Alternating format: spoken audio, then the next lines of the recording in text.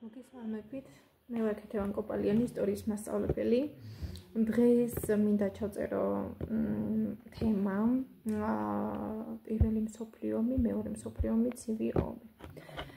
პირველ რიგში ვისაუბრებ თემაზე იმპერიალიზმი და კოლონიური პოლიტიკა, თუ როგორ დაიწყო პირველი მსოფლიო ომი წინაპირობებს. იმპერიალიზმი მე-19 საუკუნის 70-იან წლებიდან პირველ მსოფლიო ომამდე, ასე ვთქვათ, მიმდინარეობს. იწყება ბრძოლა მსოფლიოს გადანაწილებისათვის და მთავარი მოტივი, რასაც ეს გადანაწილება ეხება, კოლონიალიზმი ეკონომიური, ასე ვთქვათ, პოლიტიკით. ეს იყო მაგალითად პირველი იაფი-ნედლეული და ძვირფასი ლითონების მოპოვება, შემდეგ იყო კაპიტალის მომგებიანი დაბანდება და ასევე გასაღების ბაზარი, რის გამოც სხვადასხვა ევროპული სახელმწიფოები იწყებენ კოლონიზაციას და მიზანსწრაფვას, ერთმანეთის სახელმწიფოების დამორჩილებას, დაპყრობას და იმპერიალიზმისკენ სწრაფვას. კოლონიალიზმის იდეოლოგიური მოტივები იყო გავრცელებული, ასე ვთქვათ, სოციალური დარვინიზმის, ასე ვთქვათ, პროცესიდან, ანუ თეთრების ბატონობა სხვა რასებზე. ასევე იყო მაგალითად შეჰქონდათ კულტურა და ცივილიზაცია აი ამ სახელმწიფოებში და შეჰქონდათ ქრისტიანობა, ანუ სარწმუნოება, ხოლო რუსული იმპერიალიზმის მთავარი, ასე ვთქვათ, იდეოლოგია იყო პანსლავიზმი, ანუ სლავების დამცველის როლში იყო, ასე ვთქვათ, მთელი ეს რუსული, ასე ვთქვათ, იმპერიალიზმი, რომელსაც ჰქონდა მიზანსწრაფვა მართლმადიდებლური სარწმუნოების მიმდევარი სახელმწიფოების დაცვა ისლამური სახელმწიფოების მიმართ. ანუ ზეგავლენას ახდენდა ისლამური სახელმწიფოები ქრისტიანულზე და ეს იყო მთავარი იდეოლოგია რუსული, ასე ვთქვათ, იმპერიალიზმის.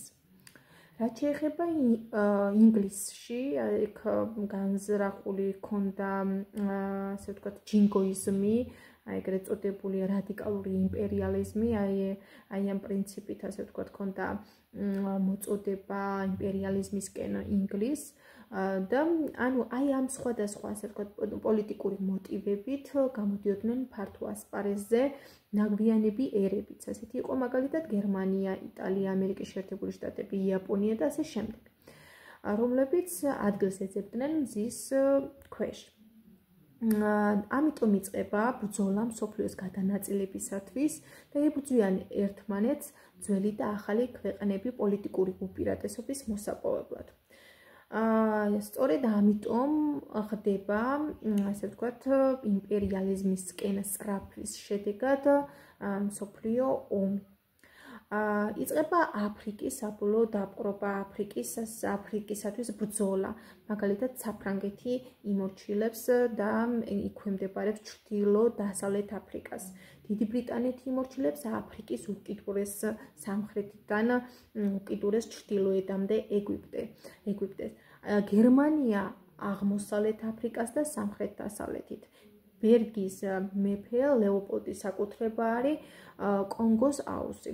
1880 წლებში რუსეთმა დაიკავა კასპიის ზღვის აღმოსავლეთ ტერიტორიები. 1858 წელს ჩინეთს წაართვა ჩრდილო ამურისპირეთი. 1894-95 წელს ჩინეთს წაართვა მანჯურია და ჩრდილოეთ ტერიტორიები. 1904 წლებში რუსეთი დამარცხდა იაპონიის ომში. ეს არის პირველი მსოფლიო ომის წინაპირობა, ანუ პირველ მსოფლიო ომამდე დაწყებული პროცესები. პირველი მსოფლიო ომის წანაზღვრები. აი ამ თემაში მინდა ჩამოვაყალიბო ყველაზე მნიშვნელოვანი დეტალი, თუ რატომ დაიწყო პირველი მსოფლიო ომი, რა მიზეზით, რა საბაბით დაიწყო. მიზეზი ვიცით, რაც იყო, რომ იმპერიალიზმისკენ სწრაფვა, მაგრამ საბაბი რა გახდა პირველი მსოფლიო ომის დაწყების. პირველი მსოფლიო ომის დაწყების საბაბი გახდა 1914 წელს, როდესაც ავსტრია-უნგრეთის პრინცი ფრანც ფერდინანდი მოკლა სერბმა გავრილიო პრინციპმა. აი აქ დაიწყო პირველი მსოფლიო ომი 1914 წელს. ავსტრია-უნგრეთმა ომი გამოუცხადა სერბეთს 28 ივლისს ივლისს და 1914 წლის 1 აგვისტოს დაიწყო პირველი მსოფლიო ომი, როდესაც ასე ვთქვათ, გერმანია შედის რუსეთში. ეხლა განვიხილავ მოკავშირე სახელმწიფოებს. მოკავშირე სახელმწიფოები არის ავსტრია-უნგრეთი, ესე იგი თქვი, როგორც ვთქვი, პირველი მსოფლიო ომის დაწყების მთავარი საბაბი გახდა ავსტრია-უნგრეთის პრინცის მკვლელობა. აი ამ ავსტრია-უნგრეთმა ომი გამოუცხადა სერბეთს, ავსტრიის მოკავშირე ხდება გერმანია, სერბეთის მოკავშირე ხდება რუსეთი. ამიტომ აქ იქმნება ორი ერთმანეთთან დაპირისპირებული ბლოკი, ჯგუფი. მოდი ასე დავარქვათ, რომელსაც ეწოდება ცენტრალური ევროპის ქვეყნები, მეორე მხარეს ეწოდება ანტანტა. ცენტრალურ ევროპის ქვეყნებში შედიოდა გერმანია და ავსტრია-უნგრეთი, ხოლო ანტანტაში შედიოდა საფრანგეთი, დიდი ბრიტანეთი და რუსეთი. აი ეს არის პირველი მსოფლიო ომის დაწყების, ასე ვთქვათ, დაწყების დროს მოკავშირე ქვეყნები. ხოლო ცენტრალურ ევროპის ქვეყნებს შემდეგ შეუერთდება 1914 წელს თურქეთი და 1915 წელს ბულგარეთი.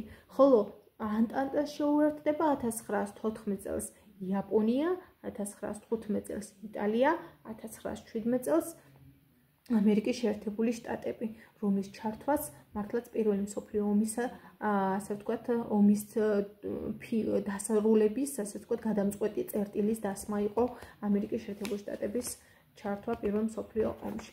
ეხლა განვიხილავ პირველი მსოფლიო ომის ეტაპებს. ანუ რატომ დაიწყო ვისაუბრე, საბაბი რა გახდა, ეხლა პროცესი თვითონ როგორ წარიმართა პირველი მსოფლიო ომი. 1914 წელს სექტემბერში გერმანელები შეაჩერეს მდინარე მარნასთან. პარიზი გადარჩა დაპყრობას მარნას სასწაულით მოიხსენიება ეს ისტორიაში. 1914 წელს ოქტომბერში ოსმალებმა დაბომბა რუსეთი, რუსეთის შავი ზღვისპირა ქალაქები. ნოემბერში რუსეთმა ომი გამოუცხადა ოსმალეთს, საქართველოს ფრონტისპირა რეგიონად იქცა. 1914 წელს დეკემბერი კავკასიის ფრონტზე სარიყამაშის ბრძოლა რუსეთმა გაანადგურა თურქეთი. 1915 წელს მიმდინარეობს გალიპოლის ბრძოლა, იგივე დარდანელის ოპერაცია. ინგლისმა დესანტი გადასხა, დაიცვა გერმანულმა გენერალმა ლიმან ფონ სანდერსმა და ეს ჩაიშალა. 1915 წელს გერმანელებმა იპრის ბრძოლაში, ანუ ბელგიაში, პირველად გამოიყენეს ქიმიური იარაღი. 1916 წელს სომას ბრძოლაში ინგლისელებმა გამოიყენეს პირველი ტანკი. 1916 წელს მოხდა ვერდენის ბრძოლა, ყველაზე სისხლიანი ბრძოლა, მილიონი ადამიანი დაიღუპა ამ ბრძოლაში. 1916 წელს 1 ივნისი, როდესაც ინგლისელებმა სკაგერაკის, იგივე უტლანდიის საზღვაო ბრძოლაში გაანადგურეს გერმანელები. 1915 წელს გერმანელებმა ჩაძირეს სამგზავრო გემი ლუზიტანია ატლანტიკის ოკეანეში, რომელიც ეხმარებოდა ინგლისს სურსათსანო ვაგით და აი აქ დაუშვა გერმანიამ სწორედ შეცდომა, როდესაც სამშვიდობო ხომალდი ამერიკას დაუბომბა და აი ამ მოვლენის შემდეგ ერთვება ამერიკა პირველ მსოფლიო ომში 1917 წელს.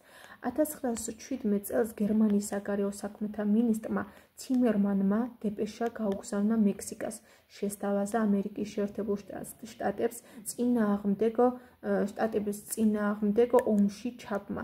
ციმერმანის დეპეშა გაიშიფრა აქ და ამიტომ 1917 წლის აპრილს ციმერანის დეპეშის გამო ამერიკის შეერთებული შტატები ჩაება ომში. 1917 წელს თებერვალ-მარტში და 1917 წლის 25 ოქტომბერში რევოლუციები რუსეთში მიმდინარეობს.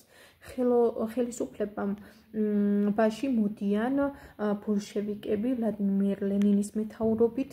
1917 წელს, ანუ როდესაც ამერიკა ჩაერთვება ანტანტის მხარეს, ამ დროს რუსეთი გამოეთიშება ანუ შიდა რევოლუციების და შიდა ომების დაპირისპირების საომარი მოვლენების პროცესის გამო.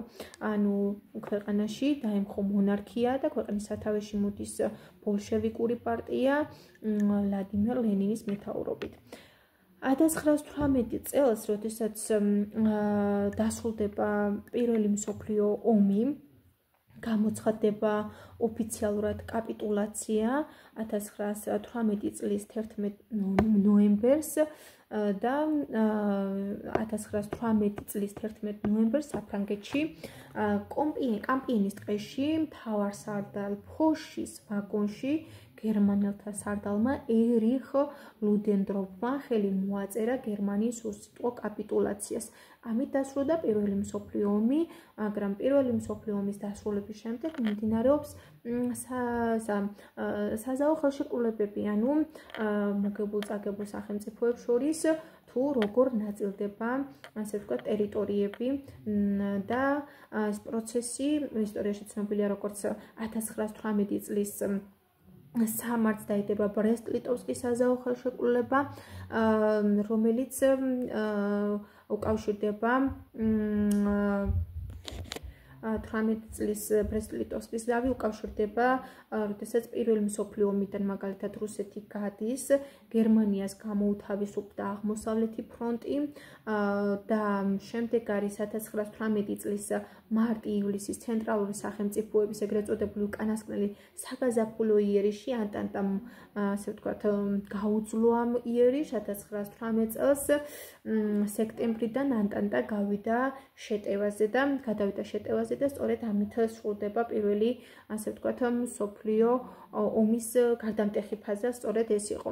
შემდეგ არის 1918 წლის 28 სექტემბერი, როდესაც ბულგარეთი დანებდება, 1918 წლის 30 ოქტომბერი ოსმალეთი ანუ მუდროს ზავს ასე ვთქვათ დებს და შემდეგ არის ავსტრია-უნგრეთის კაპიტულაცია 1918 წლის 3 ნოემბერს და შემდეგ არის რომ საბოლოოდ გერმანია გამოაცხადებს კაპიტულაციას.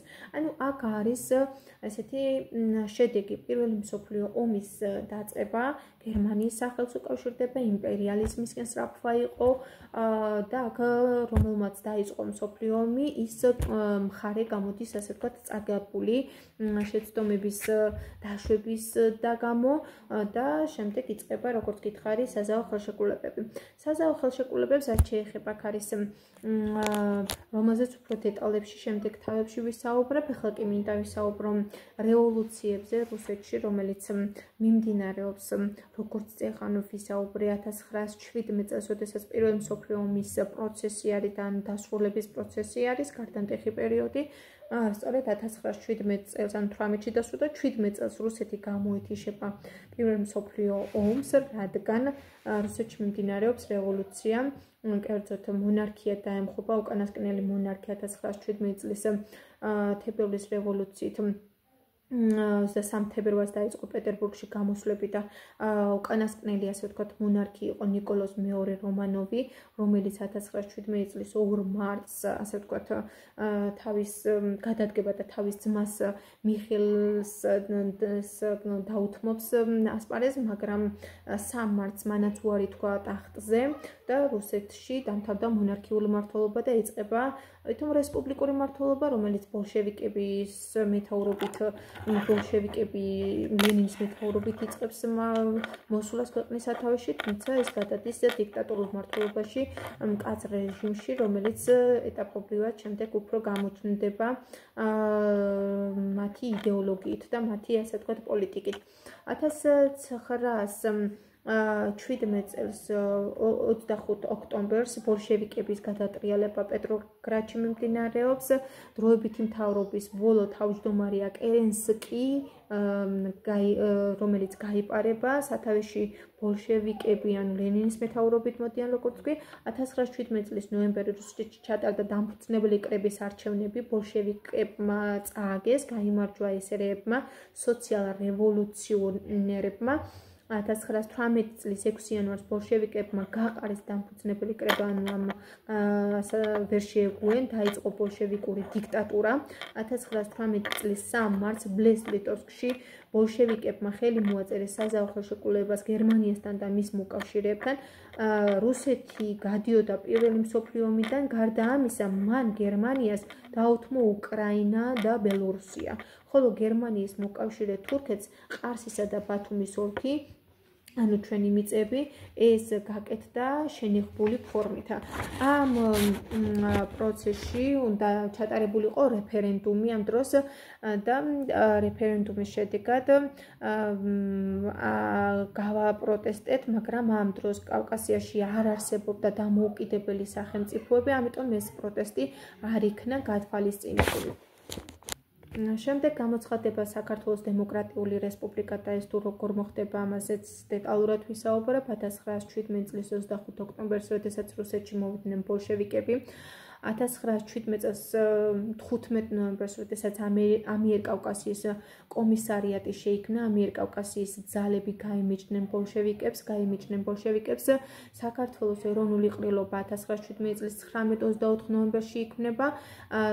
ყრილობამ აირჩია ეროვნული საბჭო უმრავლესობა შევიდნენ მენშევიკები, ნოე ჟორდანიას ხალხი და მენშევიკები არ გეგმავდნენ რუსეთის გამოყოფას. ბოლშევიკებმა გაყარეს რუსეთის დამფუძნებელი კრება 1918 წლის 6 იანვარს, შევქმნით ამიერკავკასიის სეიმი 1918 წლის 10 თებერვალს, 1918 წლის 3 მარტს ისევ ვიმეორებ, რომ ბრესტ-ლიტოვსკის რუსეთმა ჩვენი მიწები გადასცა თურქეთს, არა დავეთანხმეთა ომი, აი ამ პროცესს ომი თურქებთან, თურქები მოვიდნენ ოზურგეთამდე ომით. 1918 წელს 22 აპრილს ამიერკავკასიის ფედერაციული რესპუბლიკის შექმნა იწყება. საქართველოს, აზერბაიჯანის, სომხეთი თვეზე მეთხანს იარსებებს ამიერკავკასიის სეიმი. 1918 წლის 26 მაისი გერმანელთა წინადადებით ოტო ფონ ლოსოვი თბილისში მოსწავლეთა სასახლეში გამოაცხადებს საქართველოს დამოუკიდებლობას. 28 მაისი სომხეთმა და აზერბაიჯანმა თბილისში გამოაცხადეს დამოუკიდებლობა, მენშევიკებმა გამოაცხადეს ნაციონალიზაცია, ანუ მანგანეცი ჭიათურის. 1919 წელს იანვარში მიწის რეფორმა გატარდა. 1918 წლის 26 იანვარს თბილისის უნივერსიტეტი 3 სექტემბერს სახელმწიფო უნივერსიტეტად გადაკეთდა. ფული გამოუშვეს, ანუ დაიწყო, რომელსაც ქვია ბონი, დაიწყო ინფლაცია. 1919 წლის თებერვალში დამფუძნებელი კრების არჩევნები ჩატარდა, მოიგეს სოციალ-დემოკრატებმა და შეადგინეს ერთპიროვნული მთავრობა ნოე ჟორდანიას მეთაურობით. სენატი შეიქმნა უმაღლესი ანუ სასამართლო. 1918 წლებში ომის სომხეთთან მოვიგეთ აფხაზეთის გამოსვლა და ხელშეკრულებები, ოსეთის სეპარატიზმი, მესხეთში სერვერ ბეგ ჯაყელის სეპარატისტული გამოსვლა, რომელიც აღკვეთილი იქნა. 1921 წელს 21 თებერვალს დამფუძნებელმა კრებამ მიიღო საქართველოს რესპუბლიკის პირველი კონსტიტუცია, რომელმაც დიდხანს ვერ იარსება. 1921 წლის 23 თებერვალს ისევ შემოდის ბოლშევიკური არმიის მე-11 გვარდია და საქართველო მეორედ ანექსირდება. რაც შეეხება შემდეგ მინდა ვისაუბრო ბრესტის ზავისა და ზავზედ მოსკოვისა და ყარსის ხელშეკრულებებზე. ეს წეღან როგორც ვთქვი და ისევ განმეორდები, ბრესტის საზავო ხელშეკრულება 1918 წლის 3 მარტს დაიდო რუსეთმა თურქეთის სასარგებლოდ უარი თქვა ბათუმის, ყარსისა და არტანის ოლქებზე, ჩვენი და სომხეთის ისტორიულ მიწებზე. 1918 წლის 30 ოქტომბერს თურქეთი დამარცხდა პირველ მსოფლიო ომში და დაცალა ყველა დაკავებული ტერიტორია, მათ შორის ქართული მიწები. 1918 წლის ნოემბერში შემოიქმნენ ინგლისური ჯარები. 1918 წლის დეკემბერში სომხეთმა ძალის გამოყენებით სცადა ლორეს დაკავება. ქართულმა ჯარმა დაამარცხა, მაგრამ ინგლისელთა მოთხოვნით ლორეს ოლქი გამოცხადდა ნეიტრალურ ზონად. 1921 წელს, როცა რუსებმა გაასაბჭოვეს მთელი კავკასია, ლორე გადასცეს სომხებს. 1920 წელს შემოდგომაზე ქემალისტურმა თურქეთმა დაამარცხა სომხეთი და 2 დეკემბერს ალექსანდროპოლში, ანუ დღევანდელი გიუმრი, მოაწერეს ხელი კაბალურ ხელშეკრულებაზე, თუმცა იმავე დღეს სომხეთი გაასაბჭოვა რუსეთმა და სომხეთის ახალმა საბჭოთა მთავრობამ ალექსანდროპოლის ზავით ბათილად გამოაცხადა. 1921 წლის 16 მარტი უკვე საქართველო გაასაბჭოების შემდეგ მოსკოვში ქემალისტური თურქეთსა და საბჭოთა რუსეთს შორის დაიდო მეგობრობისა და ძმობის შესახებ მოსკოვის ხელშეკრულება, რომელიც ესე იგი 1921 წლის 16 მარტს დაიდო. მოსკოვის ხელშეკრულება, ანუ მოლოტოვ-რიბენტროპის პაქტი და ახლა ყარსის ზავი დაგვრჩა, რომელიც რას ითვალისწინებს, იმასაც კიდევ ჩამოვაყალიბებ. მოსკოვის ხელშეკრულების მიხედვით საბჭოთა რუსეთმა სცნო თურქეთის საკუთრებაში ყარსის ოლქი, არტანთან ერთად და ბათუმის ოლქის სამხრეთ ნაწილი, კერძოდ ართვინის ოკრუგი, ქალაქ ბათუმი და ბათუმის ოლქის ჩრდილო ნაწილი დარჩა საბჭოთა კავშირს. საქართველოს როგორც პორტის ჭირდებოდათ, სომხეთის დაუბრუნდა გიუმრი, აზერბაიჯანს გადაეცა ნახიჩევანი. ჩვენ და სომხები უკმაყოფილონი ვიყავით, არ დაგვასწრეს არც აი ამ ხელშეკრულებას, მოსკოვის ხელშეკრულებას, იმიტომ რომ რა თქმა უნდა მოსკოვის ხელშეკრულების პროცესში საქართველოს ნაკლებად, ასე ვთქვათ, პასუხისმგებლობას იღებს, იმიტომ რომ ჩვენ არ ვართ დამოუკიდებელი რუსეთის დაქვემდებარებაში ვართ და ჩვენს ნაცვლად ისინი იღებდნენ გადაწყვეტილებებს. 1921 წლის 13 ოქტომბერს ყარსში შეიკრიბნენ საბჭოთა საქართველოს, სომხეთის და აზერბაიჯანის, აგრეთვე ქემალისტური თურქეთის და რუსეთის წარმომადგენლები. მოსკოვის ხელშეკრულებით მიღებული მუხლები დაფიქსირდა და ხელი მოგვაწერინეს. ყარსის ხელშეკრულება დღემდე მოქმედებს. ანუ იგივე, ასე ვთქვათ, პირობით ტარდება ეს ყარსის ხელშეკრულება, რაც მოსკოვის ხელშეკრულებაში გაფორმდა და ეს, ასე ვთქვათ, ყარსის ხელშეკრულება დღემდე მოქმედებს. საქართველოს ანექსირება, როგორც მოგეხსენებთ, 21 წლის 23 ოქტომბერს მოხდა, თებერვალს მოხდა ბოდიში და ამის შემდეგ საქართველო ანექსირებული არის. პირველი მსოფლიო ომის დასრულების შემდეგ წინა განვლილ საკითხებში ვისაუბრე, რომ დასრულდება საზავო ხელშეკრულებით, რომლითაც ხდება მოგებულ-წაგებულ სახელმწიფოების, ასე ვთქვათ, შედეგების გადანაწილება და ეს იყო პარიზის კონფერენცია, ფაქტიურად იწერება ახალი რუკა 1919 წლის 18 იანვარს ვერსალში, პარიზში საზავო კონფერენციაზე შეიკრიბნენ გამარჯვებული ანტანტის ქვეყნები, 27 ქვეყანა შედიოდა ამ გამარჯვებულ სახელმწიფოებში, 3 ქვეყანა იღებდა გადაწყვეტილებას, ეს იყო ამერიკის შეერთებული შტატები, დიდი ბრიტანეთი და საფრანგეთი. უდრო ვილსონი ამერიკის შეერთებული შტატების პრეზიდენტმა წარმოადგინა 14 პუნქტი, რომელიც გულისხმობს მსოფლიოს ახლებურად მოწყობას და გერმანიისათვის რბილ ზავს. ზავს არ მიიღეს ეს საზავო ხელშეკრულება უდრო ვილსონის, ხოლო ერთი პუნქტი გაითვალისწინეს ერთა ლიგა, რომ შექმნილი იყო პირველი მსოფლიო ორგანიზაცია შეიქმნა 1919 წელს ერთა ლიგით, 24 აპრილს ამერიკის შეერთებული შტატები არ შევიდა ერთა ლიგაში, სენატმა არ მისცა უფლება იზოლაციონიზმის პოლიტიკის გამო. 1919 წელს 29 ივნისს გერმანიასთან ზავი დაიდო, დაეკისრა დიდი კონტრიბუცია 130 მილიარდი მარკა, წაართვეს კოლონიები და მიწები ევროპაში, ამან ბიძგი მისცა რევანშიზმს. 1919-20 წლებში საქართველომ გაგზავნა დელეგაცია ევროპაში, მუშაობდით პარიზის კონფერენციასთან. ევროპამ არ გაგვიწია დახმარება, ანუ გვინდოდა დამოუკიდებლობის აღიარება თუმცა ეს არ მოხდა. პირველი მსოფლიო ომის შემდეგ დაიშალა 4 იმპერია. პირველი იყო ავსტრია-უნგრეთი, მის ადგილზე წარმოიშვა ავსტრია, ცალკე უნგრეთი და ჩეხოსლოვაკია. მეორე რუსეთის ნაცვლად, ასე ვთქვათ, მის ადგილზე წარმოიშვება რსფსრ, უკრაინა, ბელორუსია, ფინეთი, ლიტვა, ლატვა, ესტონეთი, პოლონეთი, საქართველო, აზერბაიჯანი და სომხეთი. ასევე ოსმალეთის ადგილზე თურქეთის რესპუბლიკა, ეგვიპტე, საუდის არაბეთი, სირია, ლიბანი, ერაყი და ტრანსიორდანია. გერმანიის ადგილზე შეიქმნება ვაიმარის რესპუბლიკა. გარდა ამისა, დიდ ბრიტანეთს გამოეყო ირლანდია, ანუ ეირე. სამხრეთ სლავები გაერთიანდნენ და ეწოდათ იუგოსლავია 1929 წლამდე.